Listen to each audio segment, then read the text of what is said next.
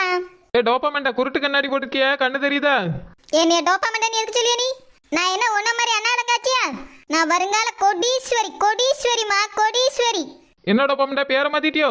இதெல்லாம் தெரிஞ்சிருந்தா நீ அப்படி கஷ்டப்பட்டு கிடக்க போற? என்ன நீ சரோஜா மேடம்னு கூப்பிடு. ஏன் டோபமெண்டா? நான் முன்னால இருந்த சாதாரண சரோஜா இல்ல, கோடீஸ்வரி சரோஜா. அதனால இப்பத்துல இருந்து நீ என்னைய சரோஜா மேடம் தான் கூப்பிடணும். ஓகே சரோஜா, நானும் உன்னைய மேடம்னே கூப்பிடுறேன். அப்படி கூப்பிட்டாலும் எனக்கு நல்லதுதான். நான் கோடீஸ்வரி, அதனால எனக்கு மரியாதை முக்கியம். என்ன டோபமெண்டா இப்படிலாம் பேசுவேன்னு நினைச்சு கூட பார்க்கலையே. வந்திருக்க வாழ்வை பாரு, கண்ணாடியும் ஆளே மண்டையும் பாரு. டோபமெண்டா கண்ணாடியை கழட்டிட்டு நடந்து போ. நீனே கரப்பாம்பூச்சி மாதிரி இருக்கா. போற வழியெல்லாம் சாக்கடை இருக்கா, உள்ள விழுந்துட போற. உனக்கு பொறாமையில பொங்கிட்டு வருது வார்த்தையெல்லாம். நல்ல வார்த்தையை பேசி பழகு, அப்பதான் என்ன மாதிரி கோடீஸ்வரி ஆக முடியும். என்னம்மா, எங்க கிளம்பி இருக்கீங்க? ஓ நீங்களா? ஏம்மா, கண்ணாடி போட்டா கண்ணு தெரியலையோ? அப்படிலாம் எதுவும் இல்ல. ஆக்சுவலி நான் இப்போ ரொம்ப பிஸியா இருக்கேன், உங்க கூட பேசுறது கூட நேரம் இல்ல. நான் இப்போ கொஞ்சம் வெளியே ரொம்ப பிஸியா கிளம்பிட்டு இருக்கேன். என்னாச்சுமா, என்ன அவசரமா போறியா? என்ன அன்னைக்கு துணி கடையில துணி எடுத்தோம்ல, அதுல இந்த சரோஜா மேடம்க்கு 1 கோடி ரூபாய் பரிசு விழுந்திருக்கானே. அதான் வாங்க போறதுக்கு இந்த டோபமெண்டா இப்படி சீன் போட்டுட்டு போகுது. அப்படியாம்மா, 1 கோடி ரூபாயா பரிசு விழுந்திருக்கு? பரவாயில்லையே.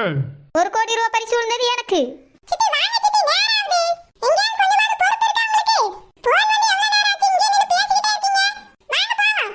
சரி பூ, அதுக்கு தானே கிளம்பி இருக்கேன். வாங்க எல்லாரும் போவோம்.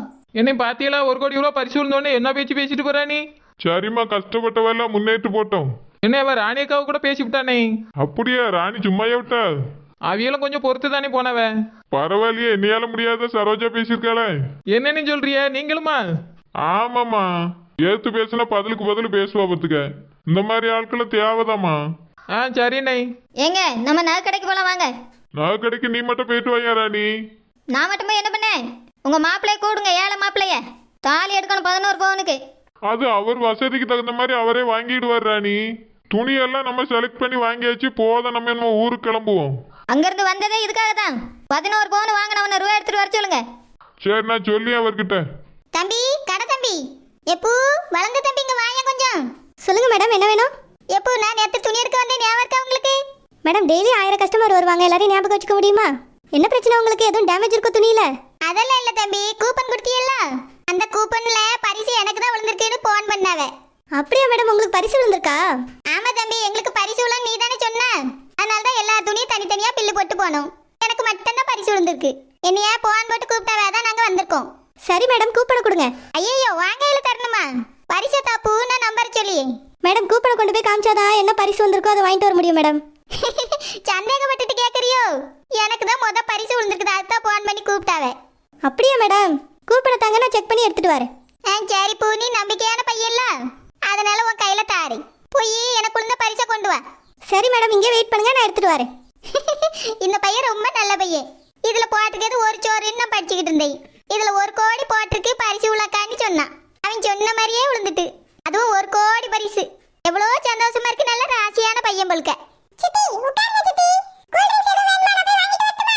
வேண்டாம் அஸ்வினி, வீட்டுல போய் நம்ம காப்பி ஏதாவது போட்டு குடிப்போம். இங்கே ரூபாயெல்லாம் எடுத்து செலவு பண்ணிடக்கூடாது.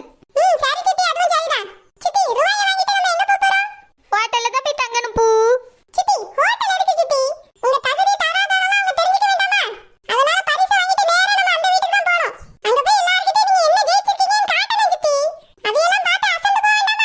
அவளுக்கு எல்லாருக்கும் தெரியும் பூ, நான் சொல்லிட்டேன்.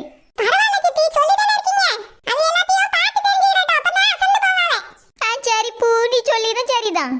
பரிசை வாங்கிட்டு வீட்டுக்கே போவேன்னு. மேடம் மேடம் மேடம், இதான் மேடம் உங்களுக்கான கிஃப்ட், எடுத்துட்டு போங்க. இவ்வளோ பெரிய கிஃப்ட்டா? நான் கூட என் பை நிறைய தான் பிடிக்கும்னு நினைச்சேன். நீங்க இவ்வளோ பெரிய பெட்டியில போட்டு தந்திருக்கீங்களா தம்பி? ஆமா மேடம், உங்க பரிசு பெருசுல, அதனால தான் இவ்வளோ பெருசா பேக் பண்ணி தந்திருக்கோம். ஆமா ஆமா, என்னோட பரிசு ரொம்ப பெருசுதான். நாங்க தூக்கிட்டு போறோம் தம்பி, நீங்க போங்க. சரி மேடம். அஸ்வினி, சித்திக்கு அடிச்சிருக்க அதிர்ஷ்டத்தை பாத்தியா? ஆமா சித்தி, நீங்க ரொம்ப அதிர்ஷ்டக்காரி சித்தி. ஒரு மனுஷனுக்கு வாழ்க்கையில ஒரு தடவை தான் அதிர்ஷ்டம் அடிக்குமா? உங்களுக்கு அடிச்சிட்டு சித்தி, அடிச்சிட்டு. அதிர்ஷ்டம் உங்களுக்கு சுனாமி மாதிரில வந்து அடிச்சிருக்கு. அத்தாடி, எவ்வளவு பெருசு. ஆமா பூ அஸ்வினி, 1 கோடில, அதனால இவ்வளவு பெருசா தான் இருக்கும். அஸ்வினி, இதை என் தலையில தூக்கி விடுறியா, நானே கொண்டு வரேன். சித்தி, நான் இருக்கேன், சித்தப்பா இருக்காங்க. அருண் வேற இருக்கா. நாங்க 3 பேர் இருக்கும்போது நீங்க இத தூக்கலாமா சித்தி? நீங்க ஆன் பாக்கி கண்ணாடி போட்டுட்டு முன்னாடி ஸ்டைலா நடந்து போங்க. நாங்க எப்படி இத தூக்கிட்டு வரோம்னு மட்டும் பாருங்க. சரி பூ, கீழ எல்லாம் போட்றதே. ஆனா அவ்வளவோ கொட்டி போயிரும். சித்தி,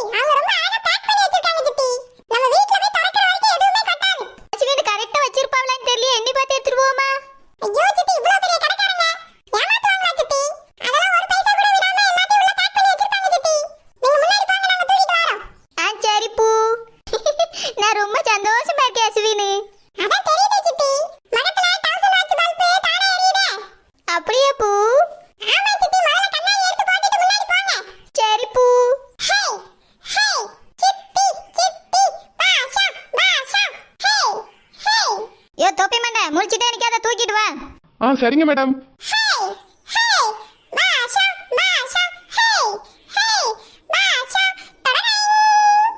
ஏன் பையனை மியூசிக் போட்டுட்டு இருக்கா?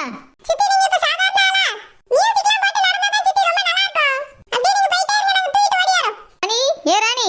என்னங்க மேடம் கூப்பிட்டீங்களா? சே, பேர் தான் ராணி, ஒரு வேலைக்கு ஆக மாட்டா நீ. ஏன் மேடம் அப்படி சொல்றியோ? ஆமா, வேற என்னத்த சொல்ல வந்தியே? இங்க பாரு இந்த டேபிள. இந்த டேபிள் நல்லா தானே இருக்கு மேடம். உன் மூஞ்சி மாதிரியே இருக்கு. காலையில தின்னுட்டு வச்சது, அதை எடுத்து க்ளீன் பண்ண தெரியல உனக்கு. ஏதோ கஷ்டப்படுறேன்னு வேலை வந்து கேட்டியேன்னு தந்தே உனக்கு. வேலை கொடுத்தது தப்புன்னு இப்பதான் எனக்கு புரியுது. உன்னை வேலையில வைக்கலாமா துரத்தலாமான்னு நினைக்க இப்போ. மேடம் அப்படிலாம் சொல்லாதியோ மேடம்.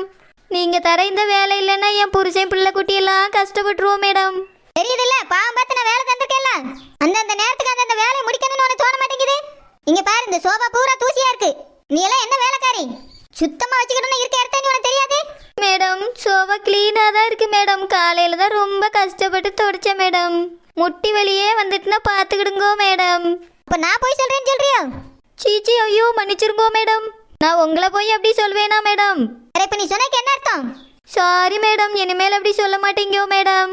என் முன்னால ரொம்ப நடிக்காத. அழுவே ஒரே பையனால் வாழ்ந்துக்கிட்டு தெரியா. நான் சொன்ன வேலை ஒரு நாளா செய்றியா நீ? இப்ப மணி 11 ஆகுது, ஜூஸ் குடிக்க நேரம். ஜூஸ் போட்டு ஃப்ரிட்ஜில் எடுத்து வச்சியா?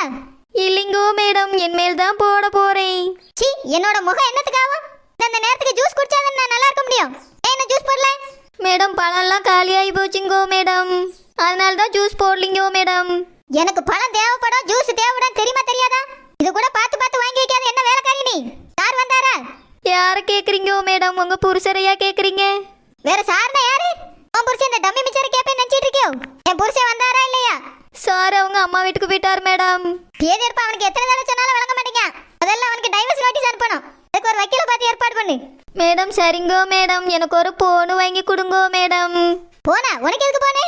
என் வீட்டுல வேலை செய்யற வேலைக்காரி நீ, உனக்கெல்லாம் போன் வேணுமா? மேடம் அது வந்து அந்த போனு கூட உங்களுக்காக தாங்கோ மேடம். உனக்காக எதுக்குன்னு சொல்லியா? மேடம் அந்த யூடியூப்லாம் பார்த்து உங்களுக்கு சமைச்சு போடுவேங்கோ மேடம். அதெல்லாம் போன பார்த்துல அவனு சமைக்காண்டா நீ. எல்லா டிவி சேனல் வழியா நிறைய சமைக்காவ பாரு, அதை பார்த்து நல்லா சமைக்க கத்துக்க. போன் வேணுமா? போன் வீட்டு வேலைக்காரிக்கு என்னத்துக்கு போனு? நான் எத்தனை நாள் எனக்கு போன் வேணும் யூடியூப் பார்க்கன்னு கதறி இருப்பேன். நீ எனக்கு வாங்கி தந்தியா? பிளாஸ்பேக்கு போய் பாரு மூதேவி. நீ எல்லாம் என்ன மனுஷி? இப்போ நீ கேட்ட நான் வாங்கி தந்துருவானோ? போனம் கிடையாது, ஒன்னும் கிடையாது. அப்படின்னா நான் போய் டிவி பார்த்து சமைக்கட்டுமா மேடம்? டிவி அதெல்லாம் பார்க்க கூடாது. நீங்க தானே பார்க்க சொன்னியோ மேடம். அதெல்லாம் சும்மா இருக்கும்போது பார்க்கணும். வீட்டை பாரு, அப்படியே குப்பையா இருக்கு. இப்படி கிடந்தா எனக்கு டஸ்ட் அலர்ஜி வந்துடும். சீக்கிரம் எல்லாத்தையும் எடுத்து க்ளீன் பண்ணு. சரிங்கோ மேடம்.